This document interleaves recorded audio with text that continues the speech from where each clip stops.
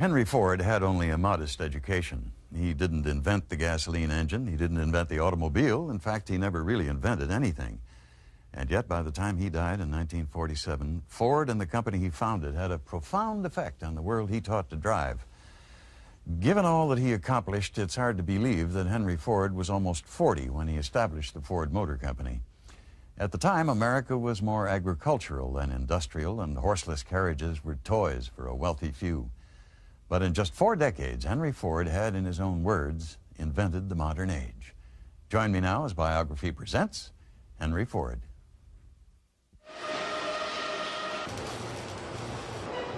He gave the car to America. I think Henry Ford may have been the most influential man of the 20th century. He made bitter enemies. He was a nasty individual. He believed in hard work. Yes, indeed. If a young man makes up his mind to work, there's no limit to what he can do. And he demanded hard work. To work at Ford's at that time, you had to give up your dignity, your manhood. He was praised by everyone from President Herbert Hoover to public enemy number 1, John Dillinger. And he's a man who changed the way we all live. He was an American legend who gave us mass production, the Model T, the V8, and the traffic jam. It's all because of my great-grandfather.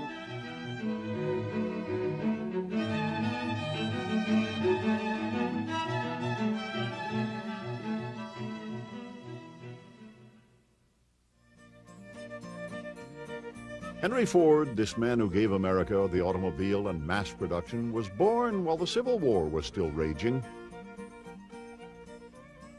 July 30th, 1863, William and Mary Ford, owner of one of the more substantial homesteads in Dearborn, Michigan, had their first surviving child, a son, Henry. Henry Ford didn't like the hard life of farming that he'd been born into, but at least the local one-room schoolhouse offered some escape from the long hours and endless chores. And he was naturally curious. Henry Ford was a natural-born mechanic. He had innate ability. One of the first places that he was able to begin to hone that ability was when he received a watch for his 13th birthday. Like a lot of little boys who wanted to know about machines, he took that watch apart. Unlike most little boys, he was able to put the watch back together again. But in 1876, Henry Ford's orderly world fell apart. His beloved mother, Mary, died during childbirth. Henry was 12. The loss left him reeling. Henry had a story about the first time he ever saw a working machine.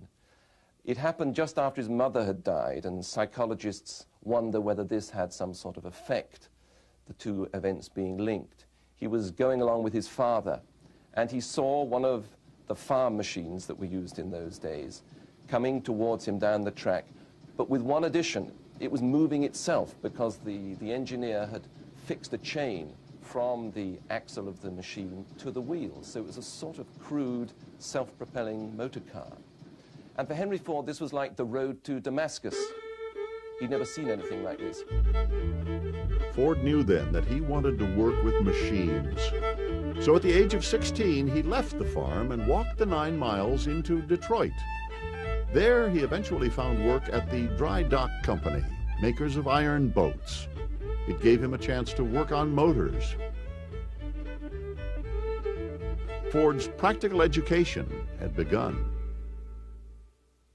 After apprenticing for 3 years, Henry Ford determined that he'd learned all he was going to at the dry dock and returned to the family farm. But he didn't leave his love of machines behind in the big city. He hired on with the Westinghouse Company to demonstrate and repair machines throughout southern Michigan. During this period, Henry met a young friend of his sister Mary. Her name was Clara Bryant, and he knew she was right. Clara resisted at first, but finally relented. On a spring day in 1888, wearing a wedding dress she had made herself, Clara Jane Bryant married Henry Ford. Ford built this home for his young bride and tried to settle down to life on the farm. But the farmer's life didn't satisfy Henry Ford's ambition. The industrial age was taking root in the cities, and Ford wanted to be a part of the excitement. On a trip to Detroit, Ford had become interested in the gasoline-powered automobile, like this one built by the Duryea brothers of Springfield, Massachusetts. There was a revolution going on, and Ford wanted in. In 1891, Henry Ford moved his young wife to Detroit and took a job at the Edison Illuminating Company. Here, he moved swiftly through the ranks, more than doubling his starting salary when he was promoted to chief engineer. And the extra income helped. On November 6, 1893, Clara Ford gave birth to a hardy baby boy, Edsel Bryant Ford. Newly inspired, Ford set out to build that gasoline-powered vehicle that had been taking shape in his mind.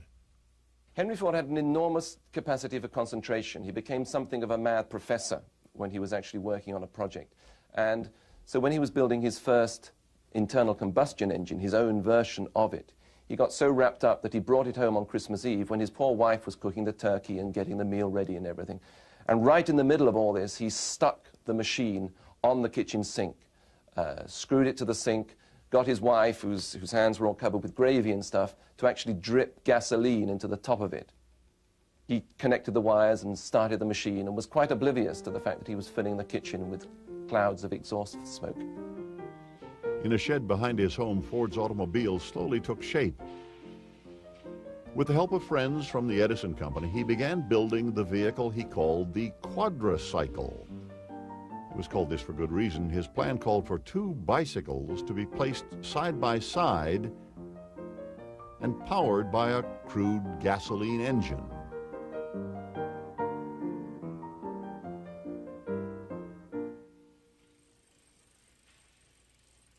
On the night of June 4th, 1896, he was ready for a test run. Aside from one breakdown, the trip was a success. Henry Ford had made his first car. It was only 3 years later that Ford took a local backer for a ride around Detroit. By the time that ride was over, they were in business. The Detroit Automobile Company opened with Ford as the mechanical superintendent. But the venture only lasted a year. Ford could make a car run, but he wasn't capable yet of manufacturing enough of those cars to make a company run. Ford wasn't discouraged, though. He hatched a new plan: to build a racer. Ford saw racing as a way to spread the word about his cars and spread the name of his cars. And that was one of the reasons that he and his backers in his second company finally parted the ways, because they got tired of him racing. They wanted him to devote his energies to the production car. But Ford continued racing, and with the notoriety, got the backers he needed to form the Ford Motor Company. He designed his company's first car and set out to conquer production problems that had plagued him in the past.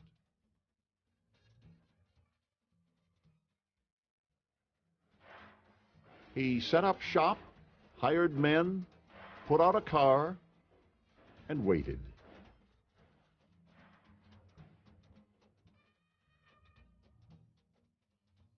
In July 1903, Ford sold his first car, a Model A, to a Chicago dentist. Two-time failure Henry Ford, at the age of 40, was about to experience success beyond anything he dreamed possible.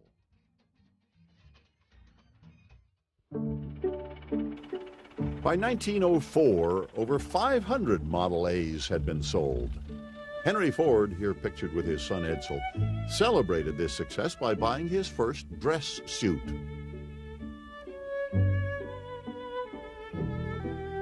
At the same time, Ford Motor Company was upgrading the line with the Model B. It was bigger, more powerful, and considerably more expensive than the Model A. But Henry Ford just couldn't get comfortable with the notion of a luxury car. From the beginning, there seemed to have been two strands in American car making. There were the people who were making horseless carriages for the rich, loading them down, making them heavy and luxurious. And then there was Henry Ford, who had this idea that a car should be able to go along the rutted tracks. It should be able to drive across a plowed field. A farmer should be able to use it and take a wheel off it and fix a chain to it and cut some trees down or husk some corn. That was all he was interested in from the start. Henry Ford brought this vision into the shop and tinkered until he came up with his ideal automobile, the Model T. The Model T was simple, reliable for its day. It was very, very rugged. It had it was fairly high off the ground, had good ground clearance, which sounds like an odd thing to use in its advantage, but in the days when roads were often wagon ruts, ground clearance was very important. And it was also cheap.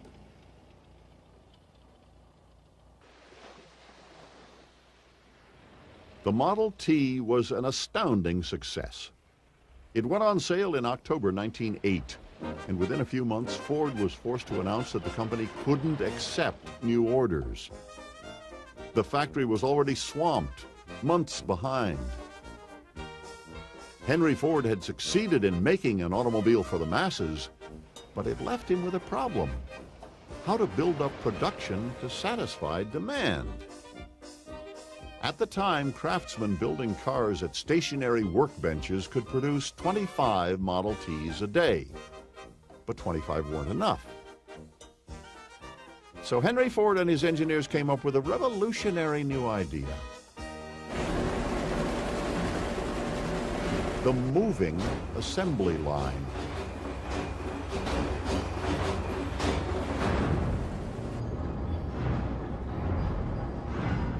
August 1913, a chassis was put in motion at Ford's Highland Park plant. It moved past a line of carefully positioned men and components. At peak efficiency, the old system had spit out a finished T in 12.5 man-hours. With the chassis in motion, that time dropped to less than half that. Within a year, it took just 93 minutes to make a car. With production getting more and more efficient, Ford was able to cut hundreds of dollars off the price of his car. Cutting prices enabled Ford to achieve what he claimed were his two aims in life: to bring the pleasures of the automobile to as many people as possible, and to provide a large number of high-paying jobs for his workers. But there was a factor in the equation that he hadn't yet considered. Mass production was burning up labor. The worker had only to do a single task as the job passed his station. Time after time, hour after hour, day after day. The endless repetition took its toll. To work at Ford's at that time, you had to give up your dignity, your manhood, and your self-sense. You had no control over those things at all. You were just at the mercy of the Ford Motor Company. If you worked on that line, you sweated. You really worked hard. You're kind of a slave to that line. And you went to bed at night and you dreamed about working. You worked all night long in your dreams. The turnover rate became such a problem that the company had to hire close to 1,000 men for every 100 jobs it hoped to fill. And hiring and training men cost money. Something had to be done. Again, Ford came up with an answer: the $5 day. Henry Ford would pay his workers more than twice the going rate. It was front-page news across the country. Workers flocked to the gates of Ford Motor Company. The $5 day made good business sense, but Ford was also genuinely trying to improve the lives of his workers.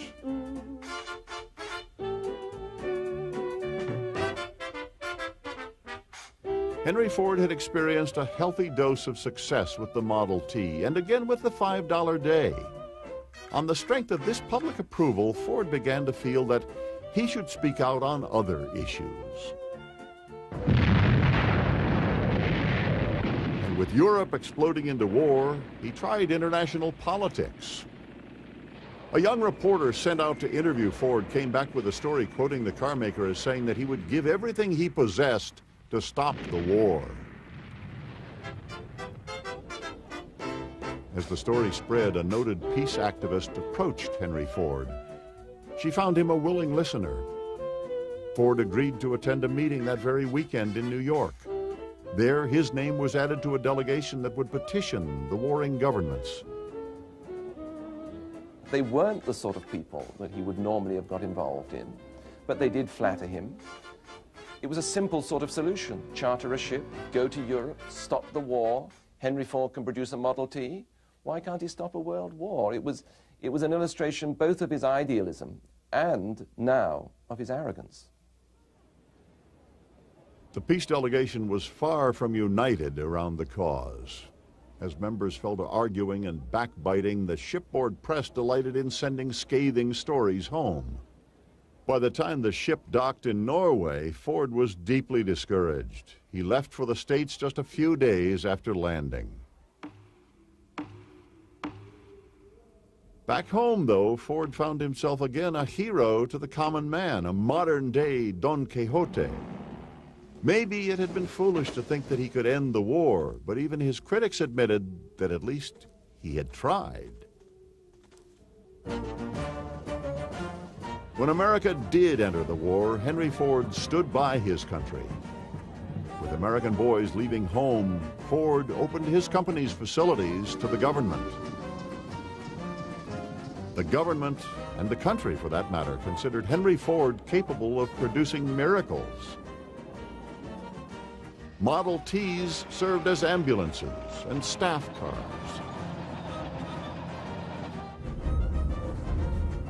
And with Allied shipping in the North Atlantic plagued by German submarines, the Navy turned to Ford to build the Eagle boat, a sub-chaser. But by Armistice Day, only a handful had been delivered. With the war over, Ford could turn his attention to other matters. And there was one matter he found especially irritating. It was the issue of who really controlled Ford Motor Company. I think things really began to change for Henry Ford in 1919 when he bought out all his stockholders. And he increasingly felt that they were interfering with the way he wanted to run the company. And with his wife and with Edsel became the sole owners of Ford Motor Company. From that point on, he personally had the majority stock. From that point on, he was in effect dictator of Ford Motor Company. He didn't have to answer to anybody else. Personally now, I think this is a classic case of absolute power corrupting. And what Henry Ford planned to do with that power was far grander than anything he had done before. The tough, shrewd businessman that ran Ford Motor Company was a much different man at home with the family. As I remember my great-grandfather, he was very sort of tall and thin, and he had the most incredibly hard handshake. And I remember that because each time I went there, he always shook my hand first and then gave me a kiss hello. And I always used to think, oh my God, he's broken my bones. He was very soft as far as being around children was concerned. I mean, he wasn't, don't do this, don't do that, that kind of thing. I think he enjoyed it when we did come around to play. Henry Ford was a dreamer. Once the old stockholders had been bought out, he was free to lead Ford Motor Company anywhere his imagination took him. And that was often a long way from automaking. He also produced the Fordson tractor. He tried to bring aviation to everyone's driveway with a single-passenger flivver plane. Henry Ford operated an early airmail route and the first regularly scheduled passenger flights, here promoted by the Our Gang Kids. He set up and funded several experimental schools. And at the Edison Institute at Greenfield Village, Ford's museum and restored American town, he created a tribute to the spirit of innovation, honoring such greats as his friend, Thomas Edison. But the grandest of Henry Ford's dreams was the Rouge, a plant that was itself a giant machine. He built that plant along the banks of the Rouge River in Dearborn, Michigan. And in its time, it was the greatest industrial complex on Earth.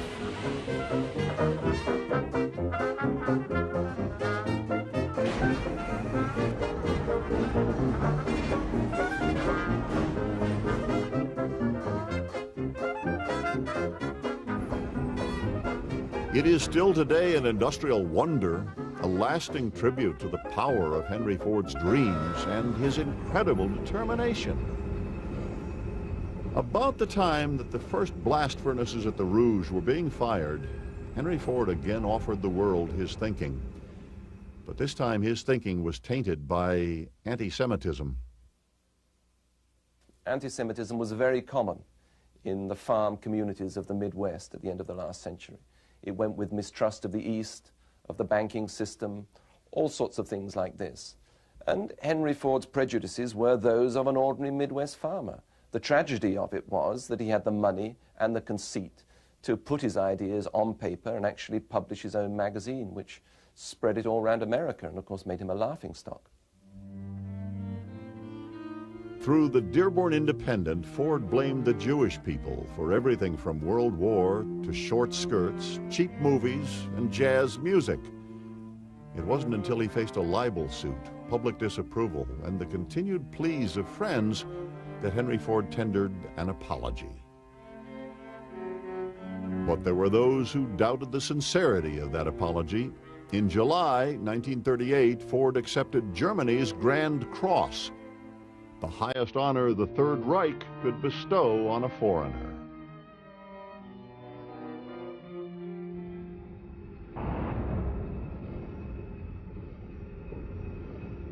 As the 20s wore on, Rouge workers continued to pump out hundreds of thousands of Model Ts.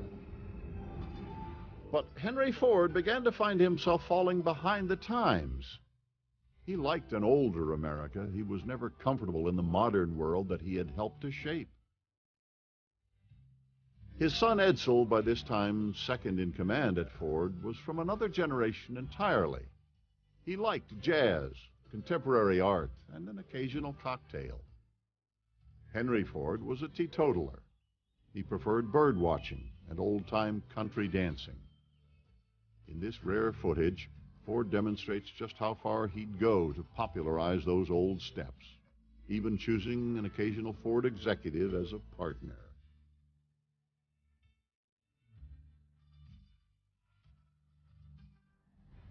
While Henry Ford was dancing, the marketplace was changing in ways that he could never understand.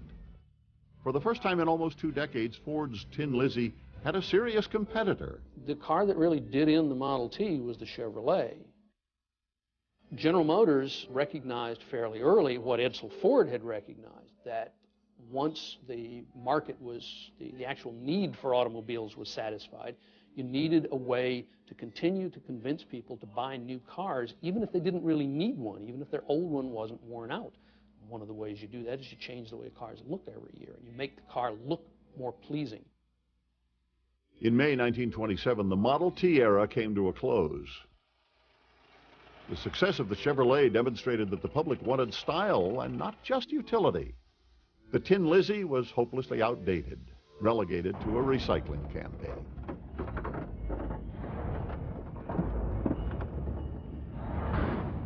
For years, Ford Motor Company had been dedicated to a single purpose, producing Model Ts. But the market demanded change.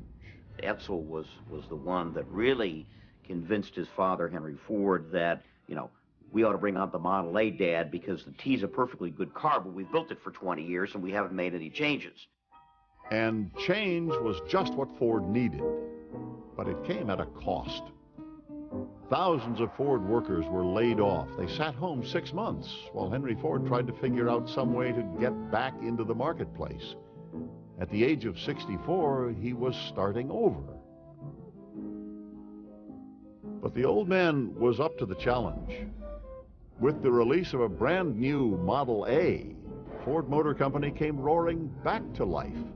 Model A was an excellent automobile. It wasn't revolutionary like the Model T. It wasn't a car that pushed the boundaries of automobile design, but it was a thoroughly up-to-date, thoroughly modern car.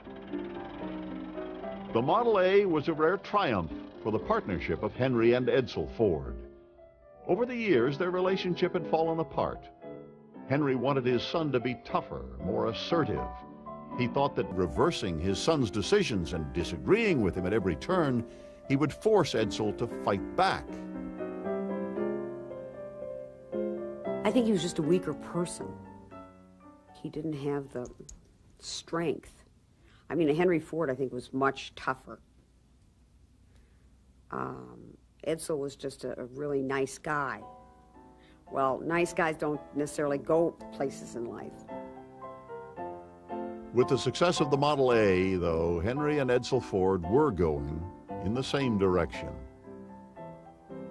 It was perhaps the only automobile on which the two really collaborated very much. Henry had a lot to do with the mechanical details of the car. Edsel had a lot to do with the way the car looked. Had they been able to collaborate like that both earlier, and had they been able to continue that collaboration, Ford might not have lost its lead to General Motors. October 1929, shocking news from Wall Street. The stock market had crashed. Millions were out of work.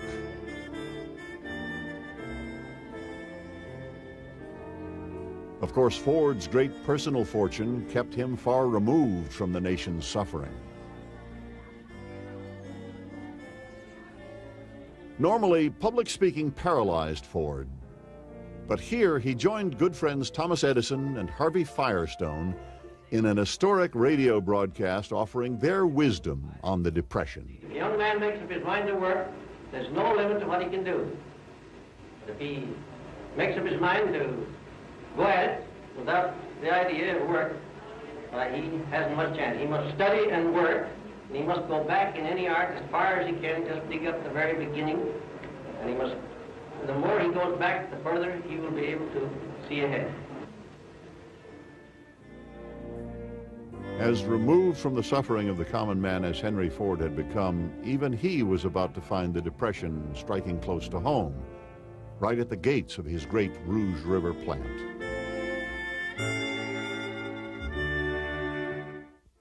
The Depression devastated working America. For many, there were no jobs, no money, no hope. Ford Motor Company was better off than most. The company rode out the first year or two on the strong showing of the Model A. Henry Ford even fought a one-man war against the Depression by raising his workers' wages and dropping the price of his automobile. But he could only hold out for so long. In 1931, the Depression caught up to Ford. After 3 years on the market, Model A sales fell dramatically. The Chevrolet, with its 6-cylinder engine, and the new Plymouth cut into Ford's market share. Once again, Ford was forced to shut down production and send workers home. Those who stayed found their wages cut. Frustration boiled over. On a bitterly cold day, a crowd gathered to march on the Rouge plant and confront Henry Ford with a demand for more jobs. At the Dearborn city limits, local police had massed, but the marchers ignored their orders to disperse. Police attacked, and a full-scale riot broke out.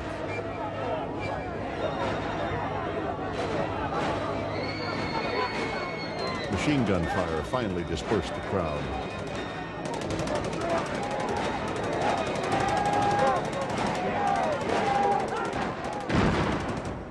the aftermath of the fighting, 4 young marchers lay dead. A 5th died several days later.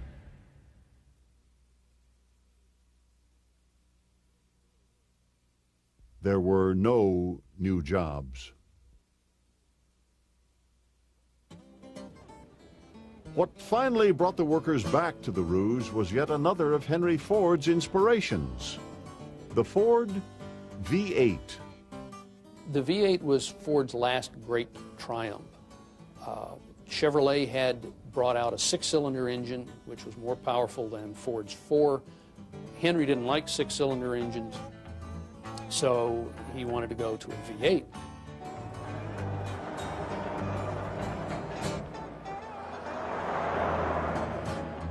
A V8 Ford, something like a Roadster, could probably do 70, 80 miles an hour. You strip it, it might go even faster. Tributes from all over celebrated Ford's return to genius. His fan mail included some surprises. John Dillinger, Public Enemy #1, wrote Henry Ford saying, "Hello, old pal. You have a wonderful car. It's a treat to drive one. Your slogan should be, drive a Ford and watch the other cars fall behind you. I can make any other car take a Ford's dust." And Clyde Barrow of Bonnie and Clyde fame also felt moved to compliment Ford. "Even if my business hasn't been strictly legal," he wrote, "it don't hurt anything to tell you what a fine car you got in the V8. With the success of the V8, Ford found time to turn his attention to Herbert Hoover's 1932 re-election campaign. Ford was still painfully shy about public speaking, but he offered these words. "I support the best man for the job. Herbert Hoover should be allowed to carry out his program, and I think he will. He has faced the enemy for 3 years now. He knows all the tactics of the forces of destruction. Why bring a new recruit and retire a seasoned leader? I think of him as a human-hearted, honest-minded, hard-working Hoover." Americans in record numbers disagreed with Henry Ford's politics in 1932, but given the sales of his V8, Henry Ford and his son Edsel had reason to feel optimistic as they looked ahead. They have been asking us what we think of the coming year. All I can say is that we feel pretty good about the outlook. The United States, even when it is running in low, is a pretty big business proposition. But I believe the country is getting ready to make a very decided step forward next year, and we are doing all that we can to help it along. What do you think of that, Father? Well, I think everybody's decided that they've got to go to work. And I think from now on, that there's no one can stop this great country from going ahead. And those that went to work at Ford found labor relations falling apart. Henry Ford said that the average man wouldn't do a day's work unless he was caught and couldn't get out of it. Inside his plants, he saw to it that nobody shortchanged him. Ford supervisors and foremen, many of them ex-cons and boxers, ruled the plant through fear and coercion. When more production was needed, the line was simply sped up.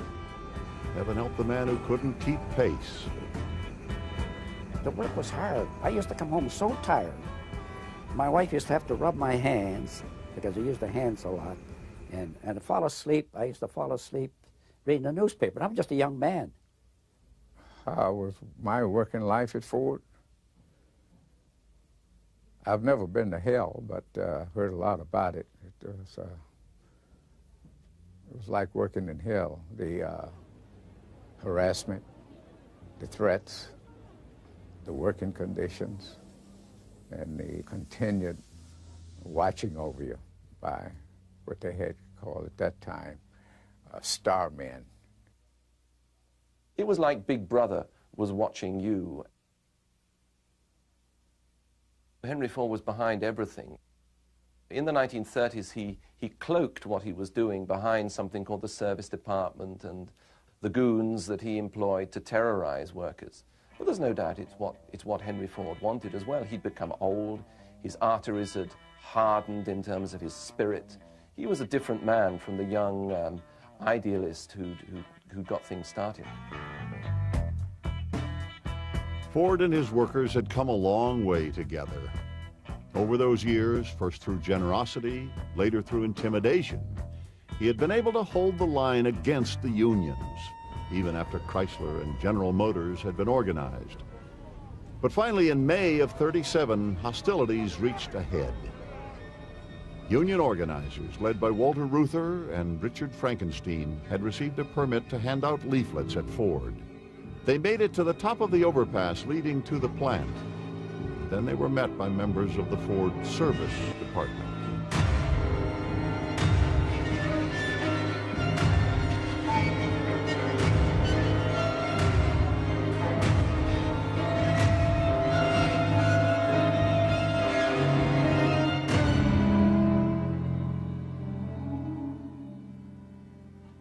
The fight at the gates of Ford left the union leaders battered, but no further ahead in their struggle. It took another 4 years of pushing and pulling before something finally broke. On April 1st, 1941, Andy Dewar, one of the workers in the rolling mill, changed labor history at Ford. One day, Andy just got fed up, you know, and he and the foreman had an argument. You know, all of a sudden with an Irish brogue, a Scottish brogue, God damn it, I'm tired of taking this BS. Get away from me, strike, I'm gonna strike, you know. The guy look up on the line, strike, strike. The other guy would holler, and it'd just be, strike, strike, you know. Strike, strike. It just went from one department to the other in the rolling mill. That's where all the finish of the steel was made. Without steel, you can't make a damn car. Ford was preparing for a long fight when his wife surprised him by joining the battle. Clara Ford demanded that he settle with the union. It was totally out of character for her to interfere, but Clara was afraid the situation would explode into real violence. And so she threatened to leave her husband if he didn't put an end to the hostilities.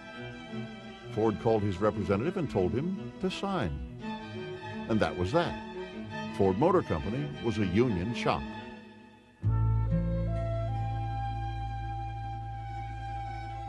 While peace was restored for the moment, Henry Ford was about to face personal tragedy on its most profound level. Edsel Ford had been president of Ford Motor Company since he was 25 years old, but there was never any doubt about who really ran the show. Henry Ford was an engineer and a tinkerer, and Edsel was a completely different man. Edsel was a very gentle man. Edsel was a man who endowed the arts in Detroit. Edsel was a designer. Edsel was a modern thinker, and he was the kind of man, it seems to me, that his father, Henry Ford, had a difficult time dealing with because they were really opposite personalities. I think Henry Ford, the history books will always look upon the first Henry Ford as you know, the originator of the company and so forth and so on. And yeah, I do absolutely believe Edsel Ford was underlooked. What Edsel Ford lacked was the ability to stand up to his father. For years, Henry Ford undermined his son at every opportunity in a campaign to make him stronger. Edsel Ford internalized the conflict and carried on at Ford his steady presence of balance to Henry's unpredictable ways. When World War II broke out, the Allies suffered defeat after defeat. The nation naturally looked to industry for help. Everyone was expected to pitch in. Ford was asked to produce jeeps, troop carriers, trucks, tanks, and more. But the company's most important project was the B-24 Liberator bomber. With Ford approaching his 80th birthday and not yet recovered from a 1941 stroke, supervision fell largely to Edsel, and he had medical problems of his own. Still, company spokesmen were optimistic enough to predict that one B-24 would roll out of their plant every hour. But by the end of '42, only 56 planes had been built. far short of the prediction.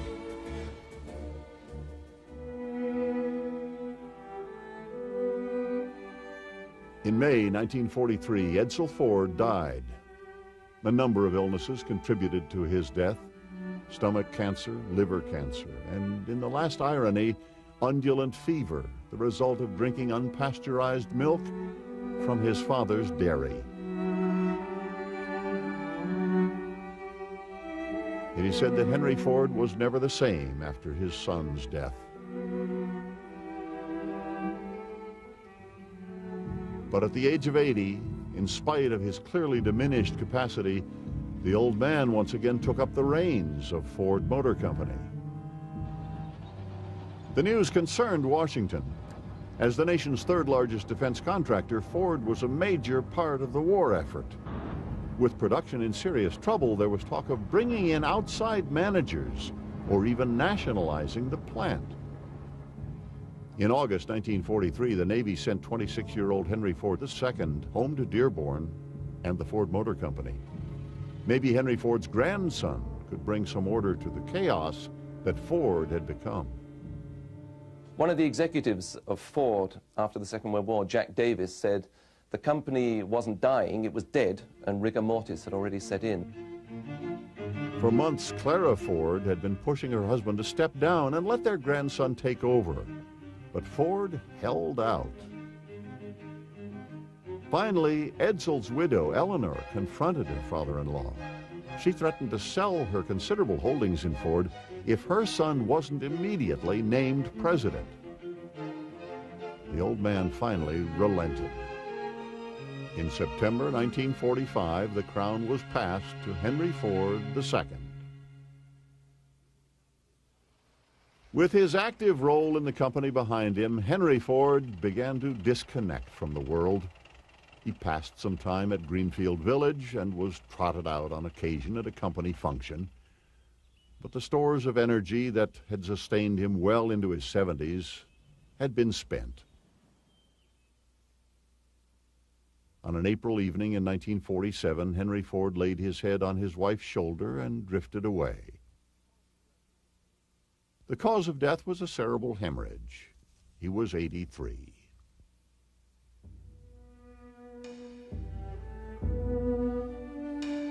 Tens of thousands of people lined up to view Henry Ford's body as it lay in state.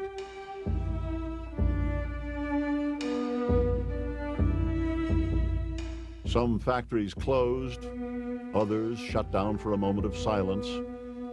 In all, it's estimated that close to 7 million workers were involved in some demonstration of sympathy for the man who had irrevocably changed their lives.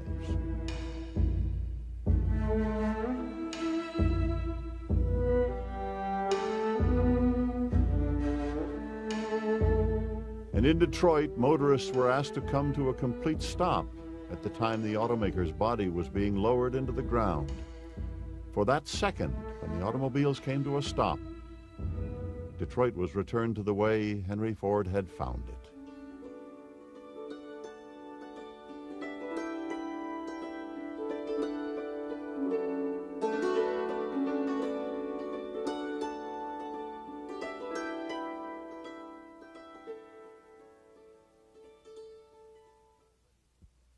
It had already been raining a couple of days in Michigan when Henry Ford returned home from a vacation. It was the spring of '47. On his second day back, the Rouge River flooded and took out the private powerhouse that supplied his home with heat and light. That evening, Henry and his wife turned in early. The power still hadn't returned, and their room was lit only by an oil lamp and a few candles. Before the night was out, Henry Ford, the father of mass production, the inventor of the modern age, left the world just as he had come into it 84 years earlier, by candlelight.